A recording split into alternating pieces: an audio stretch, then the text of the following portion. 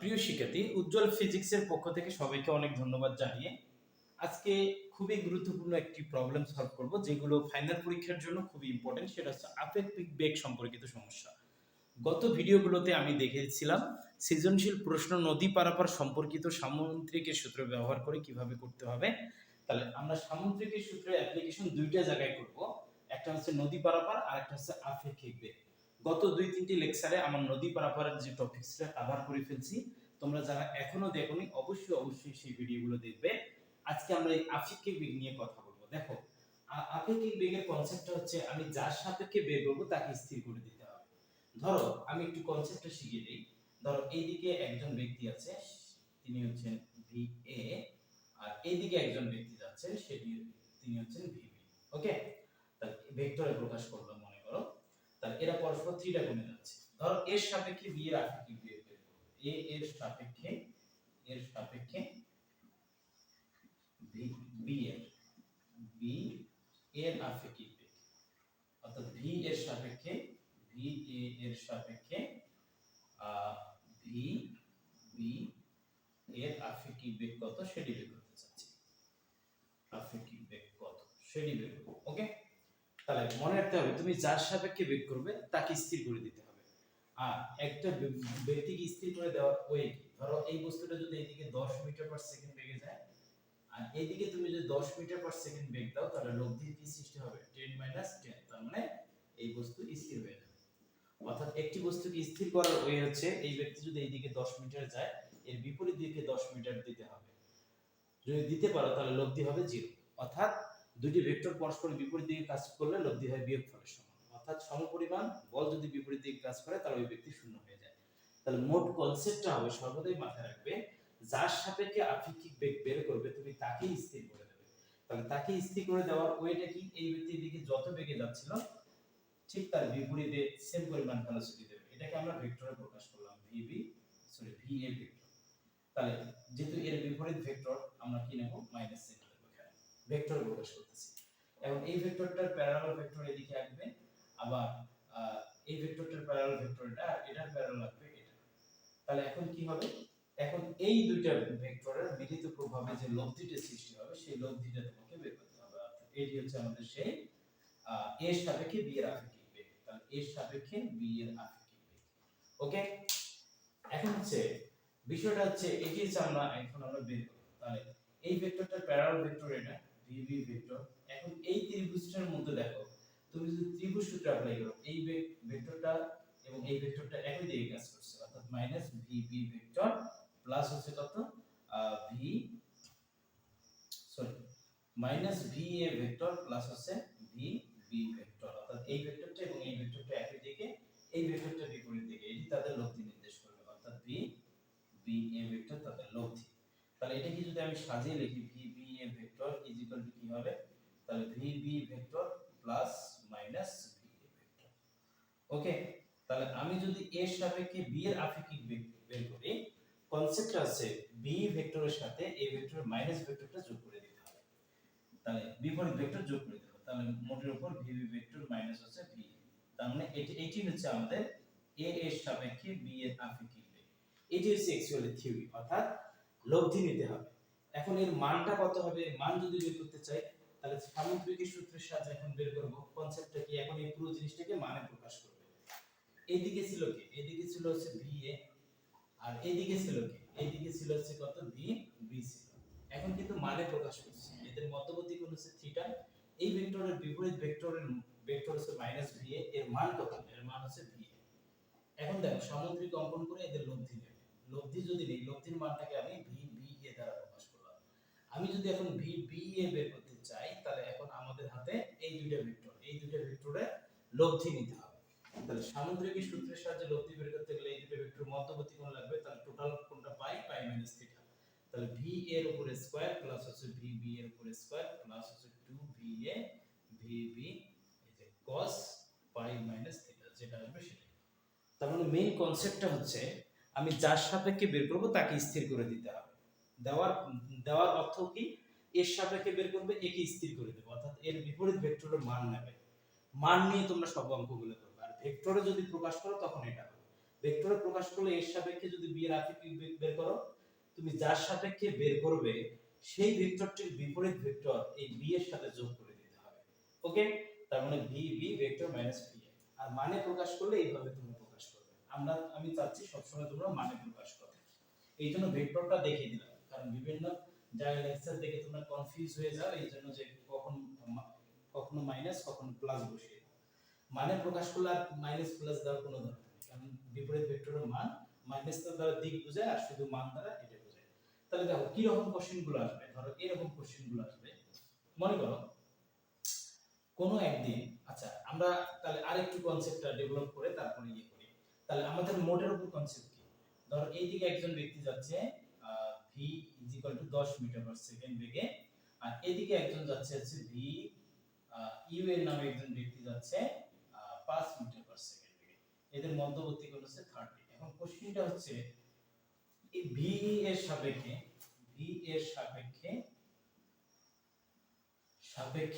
u এর আপেক্ষিক বেগ কত, u এর আপেক্ষিক বেগ কত, এটা কেমনে বের করব? তাহলে আমি যার সাপেক্ষে বের করব তার বিপরীত ভেক্টরের মান দেব। এটার বিপরীত ভেক্টরের মান কত হবে, এটাই হবে। তারপর আমি কি করব, সামুদ্রিক অঙ্কন করে এর মধ্যবর্তী কোণটা বের করব। তার মানে এই মধ্যবর্তী কোণ আসবে 120 ডিগ্রি, অর্থাৎ 180 থেকে এটা বাদ দেবে, সরি 150 ডিগ্রি।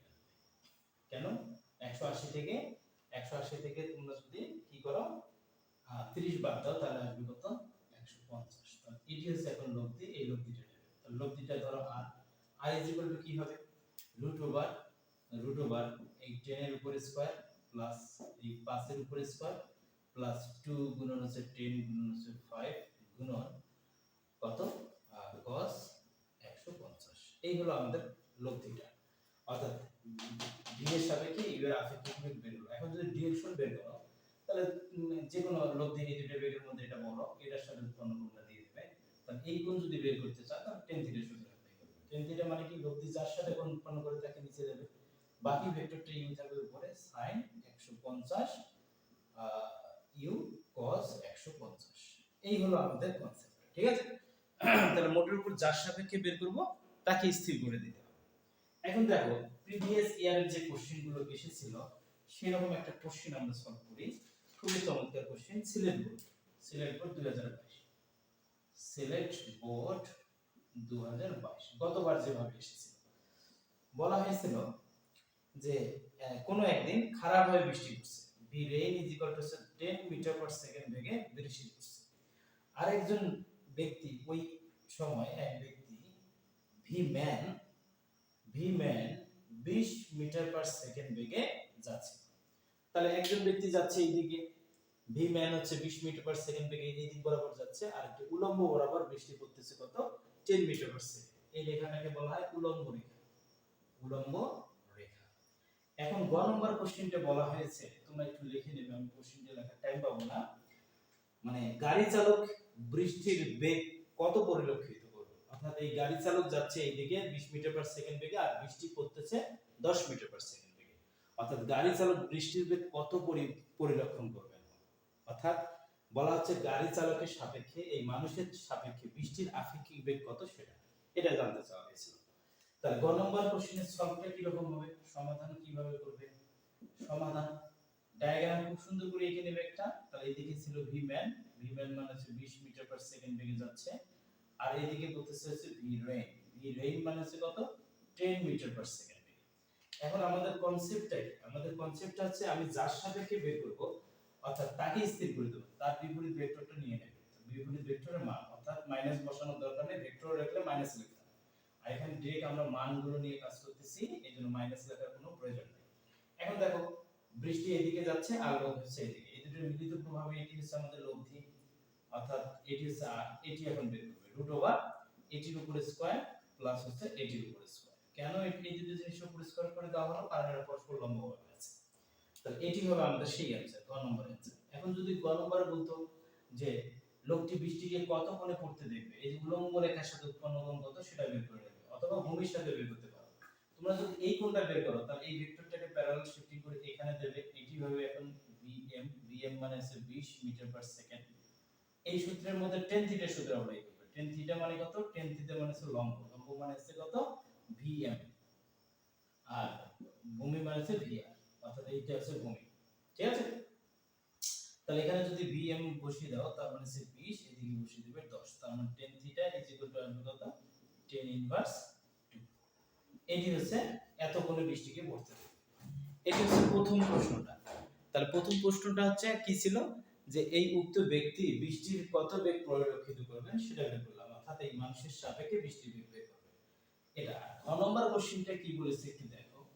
বলছে ঘ নম্বরটা বলছে যে যদি গাড়ি চালকের গতির বিপরীত দিকে যদি বায়ু প্রবাহ চলে, অর্থাৎ গাড়ি চালক যাচ্ছে এই দিকে, গাড়ি চালকের বিপরীতে ভিএ মানে এয়ার যদি প্রবাহিত হওয়া শুরু করে 25 মিটার পার সেকেন্ড বেগে, সেক্ষেত্রে সেক্ষেত্রে ওই ব্যক্তি দুই ক্ষেত্রে বৃষ্টিকে বেঁকে পড়ার পরিমাপ একই পরিলক্ষিত করবেন কিনা ব্যাখ্যা করো।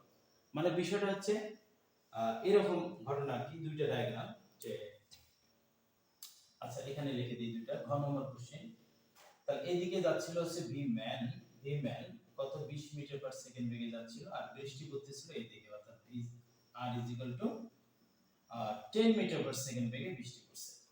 এখন বলা হয়েছে এই উভয় ক্ষেত্রে যখন মানুষটা যাচ্ছিল এদিকে, বৃষ্টি পড়তেছিল এদিকে, বায়ু প্রবাহ ছিল না, তখন ওই ব্যক্তি উলম্ব রেখার সাথে কত করে বৃষ্টিকে পড়তে দেখবেন, আর এই ক্ষেত্রে উলম্ব রেখার সাথে বৃষ্টিকে যে কত কোণ পড়তে দেখবেন, দুই ঘটনাটি একই হবে না, অর্থাৎ দুইটা অ্যাঙ্গেল ঠিক হবে কিনা সেটা গাণিতিকভাবে ব্যাখ্যা করতে হবে। তাহলে প্রথমে এই ডায়াগ্রামটার জন্য অ্যাঙ্গেলটা হিসাব করবে, আগে যেভাবে করে দিলাম সেভাবে করবে। এটার জন্য কিভাবে করবে, এটাকে প্যারালাল শিফটিং করে দেখে নিয়ে আসবে, অর্থাৎ হচ্ছে vm is equal to 20 metre per second. তাহলে আমরা আমরা এখন এইটাকে প্যারালাল শিফটিং করে এখানে নিয়ে আসলাম, অর্থাৎ vm ইজ ইকুয়াল টু হচ্ছে কত? 20 মিটার পার সেকেন্ড। এখন এই কোণটা থিটা যদি হয় তাহলে এই কোণটা থিটা, তাহলে এই ত্রিভুজের মধ্যে তোমরা tan থিটা দিবে। তাহলে tan থিটা মানে কি হবে? tan থিটা মানে হচ্ছে লম্ব, লম্ব মানে হচ্ছে কত? vm, আর হচ্ছে ভূমি মানে হচ্ছে কত? vr। তাহলে এখান থেকে থিটার মান বের করব আমরা, tan inverse is equal two vm মানে হচ্ছে কত? 20 বসিয়ে দেবে, আর vr মানে হচ্ছে 10, অর্থাৎ tan ইনভার্স হচ্ছে কত? 2। tan ইনভার্স 2 একটু কত হয় তোমরা একটু বের করে দেখো, আমরা একটু দেখি। তাহলে প্রথম ক্ষেত্রে এই ব্যক্তিটা বৃষ্টিকে কত করে পড়তে দেখছেন? tan ইনভার্স 2 মানে হচ্ছে 63, এটা আসবে হচ্ছে কত? 63.43 ডিগ্রি। তাহলে প্রথম ক্ষেত্রে ওই ব্যক্তি বৃষ্টিকে এত করে পড়তে দেখবেন, এটা হচ্ছে প্রথম প্রথম ক্ষেত্রে। এখন দ্বিতীয় ক্ষেত্রে কত কোণে পড়তে দেখবেন সেটা এখন সলিউশনটা আমরা করি। দ্বিতীয় ক্ষেত্রে তাহলে দ্বিতীয় ক্ষেত্রে বিষয়টা দেখো আমরা সলভ করি কিভাবে। তাহলে প্রথমে আমাদের এটা আগে এর আপেক্ষিক বেগটা নিতে হবে, অর্থাৎ মানুষের সাপেক্ষে আগে বায়ুর আপেক্ষিক বেগ নিতে হবে। এটা নেওয়া শিখে দেখো, মানুষ যাচ্ছিল এদিকে vm, আর বায়ু যাচ্ছিল হচ্ছে এইদিকে va। তাহলে মানুষের সাপেক্ষে এটা যাচ্ছে হচ্ছে 20 মিটার পার সেকেন্ড, আর এটা হচ্ছে কত? 25 মিটার পার সেকেন্ড। তাহলে মানুষ যেদিকে যাচ্ছিল তার বিপরীতে বায়ু প্রবাহিত হয়েছে, এই জন্য আগে মানুষের সাপেক্ষে বায়ুর আপেক্ষিক বেগ বের করি। তাহলে মানুষের সাপেক্ষে যদি আমি বায়ুর আপেক্ষিক বেগ বের করি তাহলে কি হচ্ছে দেখো, মানুষের সাপেক্ষে বায়ুর আপেক্ষিক বেগ বের করব। তাহলে এটা মানে মানুষকে স্থির করে দিতে হবে, অর্থাৎ মানুষের বিপরীত ভেক্টরটা এদিকে নিতে হবে, বিপরীত vector vm = 20 metre per second. তাহলে এখন দুইজন একই দিকে হলো, এই ক্ষেত্রে এখন লব্ধি যেটা হবে সেটা হচ্ছে vm প্লাস হচ্ছে va, অর্থাৎ 20 প্লাস হচ্ছে 25, অর্থাৎ 45। এখন আমরা 45 মিটার পার সেকেন্ড পাইলাম। তাহলে এই 45 মিটার পার সেকেন্ডটা এখানে লিখে দিই, অর্থাৎ 45 মিটার পার সেকেন্ড, অর্থাৎ vm। মানুষের সাপেক্ষে বৃষ্টির বেগ লিখলাম, এটা আগে বের করে লিখবে। আর বৃষ্টি তো এইদিকে পড়তেছিল, অর্থাৎ 10 মিটার পার সেকেন্ড বেগে। এখন এটার সাপেক্ষে এখন বৃষ্টির বেগ বের করবে, এটাকে সাপেক্ষে মানে এটাকে আবার উল্টিয়ে দিবে v prime m, v prime m মানে হচ্ছে 45। তাহলে প্রথম কাজ কি, মানুষের সাপেক্ষে বৃষ্টির বেগ নেব, অথবা অথবা বায়ুর সাপেক্ষে মানুষের বেগটা নিয়ে নেবে। তাহলে কিভাবে নিতে হয়? এইভাবে, ম্যান যাচ্ছে এদিকে, বৃষ্টি যাচ্ছে এদিকে, সরি বায়ু যাচ্ছে এদিকে, মানুষের সাপেক্ষে যদি নেই মানুষকে স্থির করে দিতে হবে, অর্থাৎ মানুষের বিপরীত ভেক্টরটা নিতে হবে। বিপরীত ভেক্টর মান কত? 20। তাহলে এখন দুটো ডিরেকশন একই হলো, লব্ধি যদি করি লব্ধি হচ্ছে যোগফল, এটা আগে লিখে ফেলবে। এখন দেখো এখন এইটার সাপেক্ষে বৃষ্টির আপেক্ষিক বেগ, আবার একে স্থির করে দেবে। স্থির যদি করে দাও, এখন লব্ধিটা হচ্ছে এটা, তাহলে এই ক্ষেত্রে উৎপন্ন কোণটা কত সেটা বের করে নেবে। তাহলে এই ক্ষেত্রে উৎপন্ন কোণ কিভাবে বের করি একটু দেখো। ঠিক একইভাবে এই বেগটাকে প্যারালাল শিফটিং করে এখানে দেবে vm প্রাইম, এই কোণ থিটা হলে এই কোণ থিটা হবে, কারণ উলম্ব রেখার সাথে উৎপন্ন কোণ আমরা বের করতেছি। Theta prime is equal two vm prime divided হচ্ছে কত vr, অর্থাৎ vm মান আছে 45 আর vr মান আছে কত 10, তাহলে 10 ইনভার্স ইজ ইকুয়াল টু কত আসবে, এটা মান আছে 4.5, তার মানে আসবে 4.5। 10 ইনভার্স 4.5 মানে কত একটু বের করলে তোমরা পাবে 77.47, 77.47। তাহলে এই ক্ষেত্রে এই ব্যক্তি প্রথম ক্ষেত্রে কত কোণ পড়তে দেখবেন, প্রথম কোণে দেখবে প্রথম ক্ষেত্রে হচ্ছে 63.47 আর এখন দেখবে কত 77.47। ঠিক আছে, তাহলে প্রিয় শিক্ষার্থী উভয় ক্ষেত্রে এই ব্যক্তি একই কোণে বৃষ্টিকে পড়তে দেখবে না উল্লম্ব রেখার সাথে। ঠিক আছে, আশা করি তোমরা বুঝতে পারছো। অর্থাৎ তোমাদের সবসময় মাথায় এতটুকু রাখতে হবে, যার সাপেক্ষে বের করবে তাকে স্থির করে দিতে হবে। এই মানুষের সাপেক্ষে মানুষকে স্থির করে দেওয়া মানে কি, মানুষের বিপরীত ভেক্টর মান নেবে। বাস এই কনসেপ্টটা যদি মাথার মধ্যে থাকে, তাহলে আপেক্ষিক বেগ সম্পর্কিত যেরকম কোশ্চেনে আসুক না কেন তুমি পারবে। তাহলে নেক্সট ভিডিও থেকে নেক্সটে আমরা আরেকটা ক্লাস করব। এটা যেহেতু একটু লং হয়ে যাচ্ছে, আমি চাচ্ছি সব ক্লাসেই 10-15 মিনিটের মধ্যেই তোমরা যেন বুঝে যাও, তার 16 মিনিট হয়ে গেছে। নেক্সট যে ভিডিওটা দেবো এটা বাকি আর দুইটা কেস আলোচনা, কেস আর নাই, অর্থাৎ একটু 2-3টা প্রবলেম একটু সলভ করাবো আর কি। আর একটা কেস আছে অ্যাঙ্গেল করে যদি রাস্তা থাকে সেক্ষেত্রে আর কি। ওকে, ততক্ষণে সবাই ভালো থাকবে, সুস্থ থাকবে। ধন্যবাদ সবাই।